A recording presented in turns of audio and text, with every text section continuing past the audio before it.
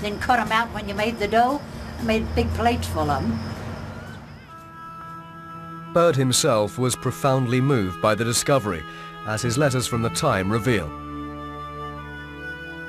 His relatives still read them today with a certain sense of awe. Suddenly, filled with a wild thrill that I hardly dared to accept, I got up and looked around. A full 12 feet away was another pothole. It, too, was a gigantic footprint. There come rare moments in the lives of all of us when we see things we do not actually believe. I began to think in terms of what I knew it must be. Could only be, in fact, a giant sauropod. According to RT's nephew, Robert, the dinosaur trackway turned out to be the peak of Bird's career. His response was almost immediate excitement, because he recognized that the Brontosaurus, or the Brontosaurus type track, had not been found to date. He was specifically looking for odd tracks, not the run-of-the-mill, and from that moment he developed ideas, he excavated more, he was trying to get more interest in it, he wrote articles about it eventually. His reactions were that it was exciting, and he lived on excitement, I think. Bird shipped the bulk of the trackway here to the American Museum of Natural History in New York, where it's still on display. His connection with Glen Rose might have ended there, but one day he took another look at the footprints, and what he found astonished him. Off to one side was a smaller set of prints in a convergent relationship to the main trackway. Another dinosaur, a predator, was stalking the main herd, and from the course the footprints took, Bird reasoned, the loner had singled out a target. Until Bird's discovery, paleontologists believed dinosaurs fought each other face to face, slugging it out like heavyweight boxers. But Bird's scenario was different. His dinosaurs looked more like modern predators, hunting big game on the plains of Africa.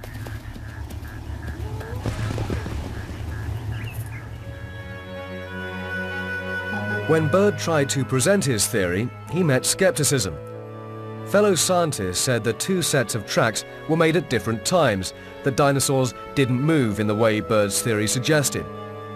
Nevertheless, even late in life, as his health began to fail, Bird never gave up on the idea. I remember visiting him at his house at about the time he was really suffering from ill health. And he was really badly off when he had a visit with an old friend of his from Arizona, days of excavating in Arizona.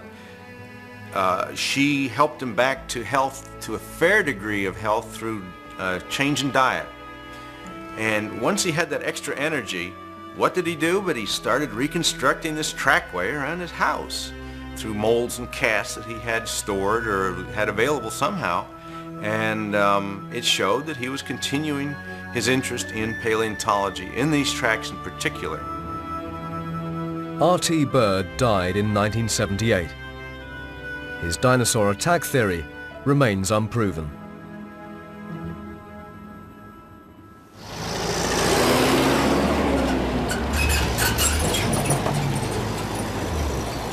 Jim Farlow and Dave Thomas have come back to see what remains of Bird's great discovery and to test the theory that grew from it. Like Bird, Farlow and Thomas can see life in the footprints of dinosaurs. They've brought a life-size replica of the likely predator back to its old stomping ground to see if its face, and more importantly, its foot, fits.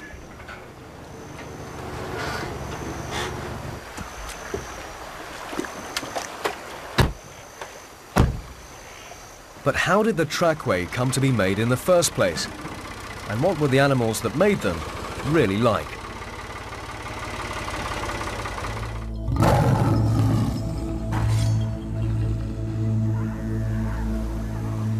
This is what dinosaur detectives Jim Farlow and Dave Thomas have come to see. Fossilized footprints at the Paluxy River near the town of Glen Rose, Texas. The trackway itself has long gone, shipped off to museums by dinosaur hunter RT Bird. But dozens of individual prints still remain. This is your first time here at the park?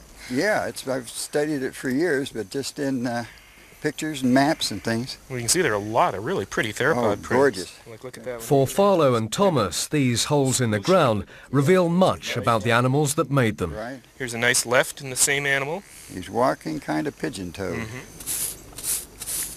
Oh, that is a really nice print.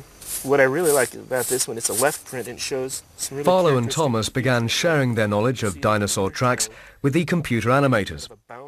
But such knowledge meant little until the animators first solved a fundamental problem: how dinosaurs moved. What we needed to do in order to get some idea of the way the animals, the prehistoric animals may have moved, is to look at animals that are similar, that are around every day that we can see. Look at videotapes of, say, elephants or giraffes or crocodiles. And by looking at them and comparing skeletons, we can come up with similar sort of approaches to the way they must have moved. Dan Seeley sent fellow animator Jason Giles to visit a nearby ostrich farm. Here, Giles found striking parallels in the movements of the big birds and the theropod tracks found at Glen Rose. Carnivorous dinosaurs, it seems, walked like ostriches. But the predator involved in the Glen Rose attack was no ostrich.